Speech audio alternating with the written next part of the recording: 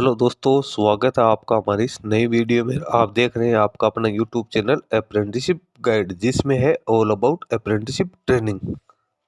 तो इस वीडियो में अपन बात करेंगे uranium corporation of India limited, जो कि गवर्नमेंट ऑफ इंडिया का ही एक एंटरप्राइजेज है और डिपार्टमेंट ऑफ एटॉमिक एनर्जी में आता है। इसके द्वारा निकाली गई वेरियस रिक्रूटमेंट के बारे में। जी हाँ दोस्तों, यूसीआईएल की ओर से वेरियस प्रोफेशनल्स के लिए एडवर्टाइजमेंट है जारी किया गया। इसकी ऑफिशियल वेबसाइट के जैसे रिक्रूटमेंट सेक्शन में आप आओगे तो यहाँ पे आपको देखने को मिल जाएगा inviting applications for recruitment of various professional, advertisement number UCIL 02-2025, English और हिंदी दोनों में ही आपको यहाँ पे नोटिफिकेशन देखने को मिल जाएगा। अब इसमें कौन कौन से पदों के लिए वैकेंसी निकाली गई है, उसमें एलिजिबिलिटी क्राइटेरिया क्या क्या रखा गया है, किस प्रकार से आप इसका एप्लीकेशन फॉर्म सबमिट कर सकते हो, सारी जानकारी इस वीडियो में अपन डिस्कशन करने वाले हैं। तो दोस्तों, अभी तक आपने हमारे चैनल को सब्सक्राइब नहीं किया तो सबसे पहले तो आप हमारे चैनल को सब्सक्राइब कर ले, क्योंकि जब भी कोई नया वीडियो अपलोड हो तो आप तक उसकी इन्फॉर्मेशन पहुंचते रहे। इसके लिए आप बेल आइकन है उस पर भी क्लिक कर ले। इसके साथ ही आप हमारे टेलीग्राम चैनल और व्हाट्सएप ग्रुप को भी ज्वाइन कर, लिंक आपको हमारी वीडियो के डिस्क्रिप्शन बॉक्स में देखने को मिल जाएगा। ये इसका ऑफिशियल नोटिफिकेशन है, वो मैंने डाउनलोड यहाँ से कर लिया है। इसमें आप देख सकते हो ऊपर ऊपर uranium corporation of India limited है, गवर्नमेंट ऑफ इंडिया एंटरप्राइजेज। इसकी ऑफिशियल वेबसाइट है यूरेनियम कोप डॉट इन, और सेमभूम जो जिला है झारखंड का, उसकी ओर से यहाँ पे जारी किया गया। सबसे पहले तो ऑनलाइन एप्लीकेशन फॉर्म से इंडियन सिटीजन्स के मांगे गए, ऑनलाइन मोड में ही एप्लीकेशन फॉर्म मांगे गए। वैकेंसी है वो रेगुलर बेसिस भर्ती निकाली गई डिफरेंट डिसिप्लिन के लिए। सबसे पहले इंपॉर्टेंट डेट्स आप देख सकते हो। इसका ऑनलाइन एप्लीकेशन फॉर्म 3 फरवरी 2025 से भरना शुरू हो गया है। एप्लीकेशन फॉर्म भरने की लास्ट डेट 4 मार्च 2025 को 12 बजे तक रखेगी। इसके लिए आपको इसकी ऑफिशियल वेबसाइट की विजिट करनी है और वहां पे जाके आप इसका एप्लीकेशन फॉर्म सबमिट कर सकते हो। नीचे tentative vacancies, qualification, experience, eligibility criteria दे दिया है, जिसमें सीरियल नंबर दिया हुआ है। उसके बाद नेम ऑफ पोस्ट दे रखा है, स्केल ऑफ पे, आईडीए, ग्रेड, एनुअल सीटीसी दे रखी है, नंबर ऑफ है पोस्ट है इंक्लूडिंग बैकलॉग जो वैकेंसी है वो है। मैक्सिमम एज यहाँ पे जिसकी काउंटिंग 4 मार्च 2025 के अनुसार की जाएगी। और यहाँ पे जो है period of experience required as on 4/3/2025, तो इस एक्सपीरियंस भी है वो 4 मार्च 2025 की स्थिति में आपके पास होना जरूरी है। मिनिमम एजुकेशन क्वालिफिकेशन आप यहाँ पे देख सकते हैं।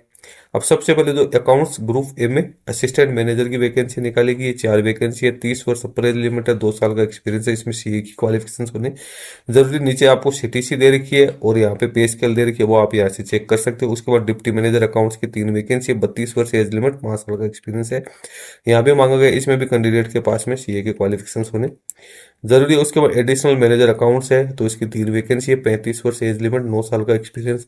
और मैनेजर अकाउंट्स है, उसकी 2 वैकेंसी है, 40 वर्ष अपर एज लिमिट, 12 साल का एक्सपीरियंस है, मांगा गया है।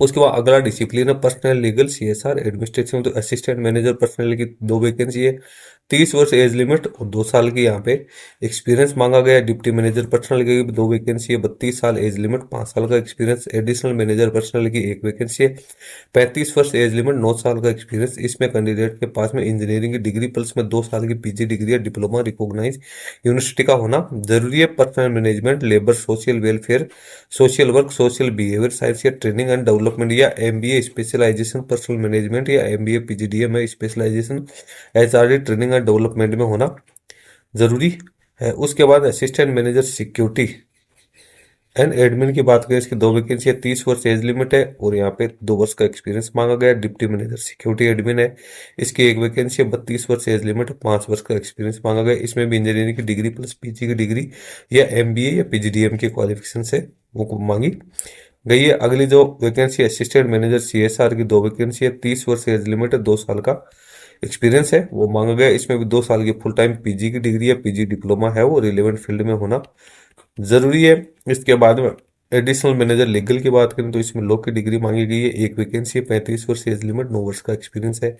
उसके बाद अगला डिसिप्लिन है इलेक्ट्रिकल, जो कि अपने टेक्निकल जॉब से संबंधित है। ग्रुप ए में असिस्टेंट सुपरिटेंडेंट इलेक्ट्रिकल की 2 वैकेंसी है, 30 वर्ष अपर एज लिमिट है, 2 साल का एक्सपीरियंस है। इसमें इलेक्ट्रिकल या इलेक्ट्रॉनिक्स इंजीनियरिंग में डिग्री होनी जरूरी है। उसके बाद में अगली जो वैकेंसी है माइनिंग ग्रुप ए की, तो असिस्टेंट सुपरिटेंडेंट माइंस की 8 वैकेंसी है, 30 वर्ष एज लिमिट, 2 साल का एक्सपीरियंस। इसमें भी इंजीनियरिंग में बैचलर की डिग्री कैंडिडेट के पास में होने जरूरी है। फिर अगला 5 नंबर का डिसिप्लिन है सिविल ग्रुप है, इसमें असिस्टेंट सुपरिटेंडेंट की 2 वैकेंसी है, 30 वर्ष अपर एज लिमिट, 2 साल का एक्सपीरियंस। इसमें सिविल इंजीनियरिंग में इसके इक्विवेलेंट है वो यूनिवर्सिटी या रिकॉग्नाइज इंस्टीट्यूशन की डिग्री होने जरूरी। डिप्टी सुपरिटेंडेंट सिविल है, इसकी भी 2 वैकेंसी है। 32 वर्ष एज लिमिट, 5 साल का एक्सपीरियंस मांगा गया है।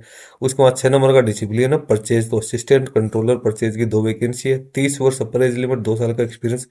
इसमें भी कैंडिडेट के पास इंजीनियरिंग में डिग्री, 1 साल का डिप्लोमा मटेरियल मैनेजमेंट में होना जरूरी है। 2 साल की या पीजी की डिग्री या कैंडिडेट के पास में होने जरूरी है, डिप्लोमा होना जरूरी है। उसके बाद डिप्टी कंट्रोलर वो परचेज है, इसकी 2 वैकेंसी है। 32 वर्ष एज लिमिट है, 5 वर्ष का एक्सपीरियंस है। इसमें एमबीए स्पेशलाइजेशन मटेरियल मैनेजमेंट में होना जरूरी है। डिसिप्लिन मेडिकल सर्विसेज अपन से संबंधित नहीं है। उसके बाद है डिसिप्लिन सर्वे ग्रुप, एक असिस्टेंट सुपरिटेंडेंट की 1 वैकेंसी है। 30 वर्ष अपर एज लिमिट और 2 साल का एक्सपीरियंस। इसमें माइनिंग सर्विस का सर्विस सर्टिफिकेट है, तो माइन सर्वेयर का सर्टिफिकेट कैंडिडेट के पास में होना जरूरी है।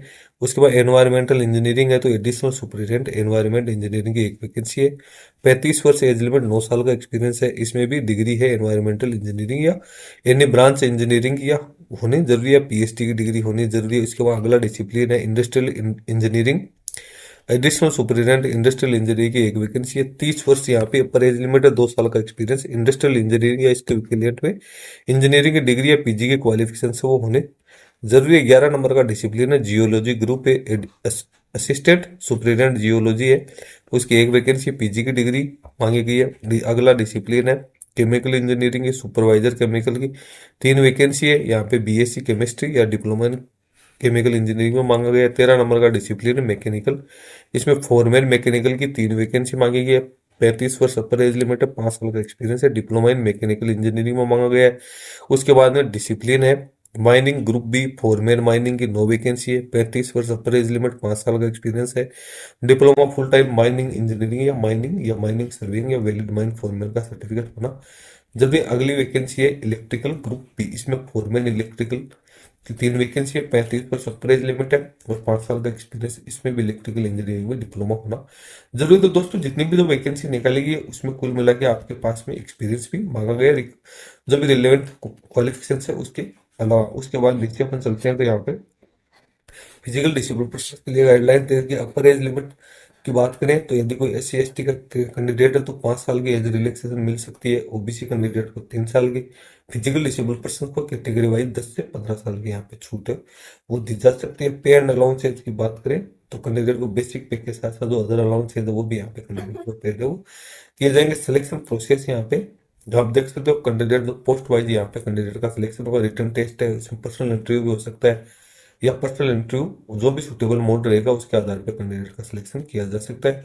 ज्यादातर जो कैंडिडेट्स उसका written test, group discussion, personal interview के आधार पर यहाँ पे सिलेक्शन किया जाएगा। जो शॉर्ट लिस्टेड कैंडिडेट होगा उनका written test, group discussion, personal interview के लिए है उनको बुलाया जाएगा। ऑल इंडिया के कैंडिडेट जिनकी एज 18 वर्ष से ज्यादा है वो इसमें अपना एप्लीकेशन फॉर्म सबमिट कर सकते हैं। उसके बाद कैंडिडेट है उसमें एक ही पोस्ट के लिए अपना एप्लीकेशन फॉर्म है वो सबमिट कर पाएगा। तो कैंडिडेट है एक से ज्यादा पोस्ट के लिए एप्लीकेशन फॉर्म यहाँ पे सबमिट नहीं करे। उसके बाद नीचे अपन चलते हैं तो यहाँ पे इंपोर्टेंट नोट्स है वो दे रखे हैं। सारी जानकारी इसके रिगार्डिंग आपको उसकी ऑफिशियल वेबसाइट है उसके ऊपर देखने को मिल जाएगी। एप्लीकेशन फॉर्म सबमिट करने के लिए आपको उसकी ऑफिशियल वेबसाइट की विजिट करनी है, वहाँ पे जाके आप अपना एप्लीकेशन फॉर्म सबमिट कर सकते हैं। एप्लीकेशन फी 500 रुपये नॉन डिपेंडेबल रखी गई है। जनरल EWS ओबीसी कैंडिडेट के लिए, SC ST physical disable person जो फीमेल कैंडिडेट है उनको यहाँ पे एग्जम्प्टेड रखा गया है। रिटर्न टेस्ट, पर्सनल इंटरव्यू में आप जब पार्टिसिपेट करोगे तो क्या क्या डॉक्यूमेंट लेके जाने हैं तो वो आपको यहाँ पे दे रखे हैं।